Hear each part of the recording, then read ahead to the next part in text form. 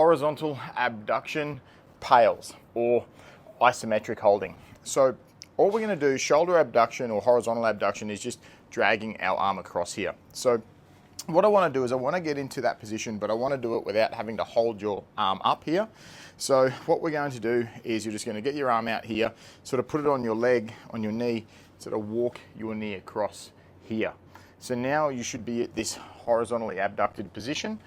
I want you to go sort of as far as you can I don't want it to hurt here, but I want you to kind of go as far as you can just before it sort of hurts there. So what I want you to do is to find that position here and then literally hold your arm. And then what you're going to do is you're going to isometrically load, so all this tissue that you've got on stretch, you're going to try to basically pull your arm this way, but the other arm's not going to let it happen. You're only going to get up to about 30 or 40% effort. But what I want to do before that is I want to find the very specific bits of tissue in here that need the work. So I want you to play around, we call this scanning, to find the right spot. So what you'll do is, so you'll get into this position, but then you can actually change. Notice I'm rotating my arm internally and externally, and as you're kind of getting that stretch, as you rotate, different positions are going to feel a little bit different. So when you just find that position where you've got that tissue that feels a bit not quite right, when you've got that bit particularly on stretch, you may have your arm a bit higher, you may even have your arm a bit lower.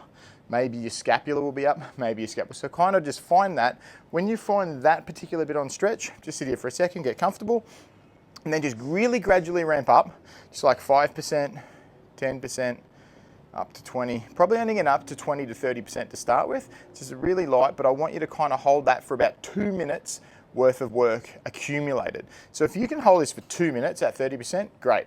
You probably won't be able to, you'll fatigue pretty quick. You'll probably do this, say, for 30 seconds. Once you fatigue, then just relax. Stay where you are, stay in this stretch, but relax. Then maybe you relax for 20 seconds, 30 seconds, as long as it takes to be able to do another rep. But before you do, just rotate around again and see if it's a slightly different angle for the next one, and then go again. So start pulling against your hand. Once again, just get up to that sort of 20, 30% and keep going. So you'll probably just do this for 20, 30 seconds at a time, have a rest, and go again. So if you can do this for 30 seconds before you kind of feel fatigue, you'll rest, therefore you'll do 4 reps. If you can build up to actually doing this for 2 minutes, then you just do it in one go for 2 minutes.